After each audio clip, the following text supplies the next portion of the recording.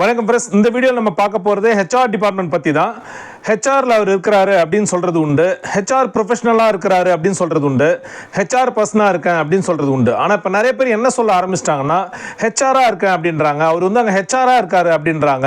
அப்படி சொல்கிறது வந்து தவறான ஒரு விஷயம். ஹெச்ஆர்ன்றது ஒரு டிபார்ட்மெண்ட், ஹியூமன் ரிசோர்சஸ், மனித வளங்கள். ஒரு நிறுவனத்தில் இருக்கக்கூடிய மனித வளங்களை வந்து உரிய பயிற்சி அளித்து அவங்க வந்து மேம்படுத்தக்கூடிய, அதாவது நிறுவனத்துடைய மேம்பாட்டுக்காகவும் இவங்களோட மேம்பாட்டுக்காகவும் மியூச்சுவலாக வந்து ஒரு டெவலப்மெண்ட்டுக்காக அந்த டிபார்ட்மெண்ட் வந்து அதுக்காக தான் இருக்கு. ஓகேவா? ஸோ அந்த டிபார்ட்மெண்ட்டை நம்ம, அது வந்து ஒரு டிபார்ட்மெண்ட், அது வந்து ஒரு போர்ட்ஃபோலியோ, அது வந்து ஒரு டொமைன். அப்போ வந்து நம்ம வந்து அந்த டிபார்ட்மெண்ட்டாக இருக்கிறேன் அப்படின்னு சொன்னால் நல்லா இருக்காது. இல்லை, அந்த டிபார்ட்மெண்ட்டில் இருக்கிறேன்னு நம்ம சொல்லணும். இல்லைன்னா நான் வந்து அந்த ப்ரொஃபஷனலாக இருக்கிறேன்னு சொல்லலாம். அப்போ வந்து ஹெச்ஆராக இருக்கிறேன்னு சொல்றது, அவர் எங்கள் ஹெச்ஆராக இருக்காருன்னு சொல்றது தவறான ஒரு விஷயம். அப்படி சொல்லக்கூடாது.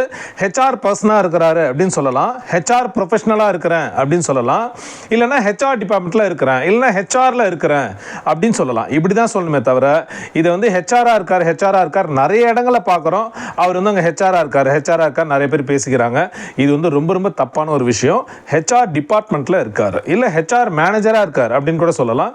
ஸோ அந்த மாதிரி வந்து மாற்றி சொல்கிறது நல்லது. HR is a department. அந்த புரிதல் நமக்கு வேணும். தேங்க்யூ.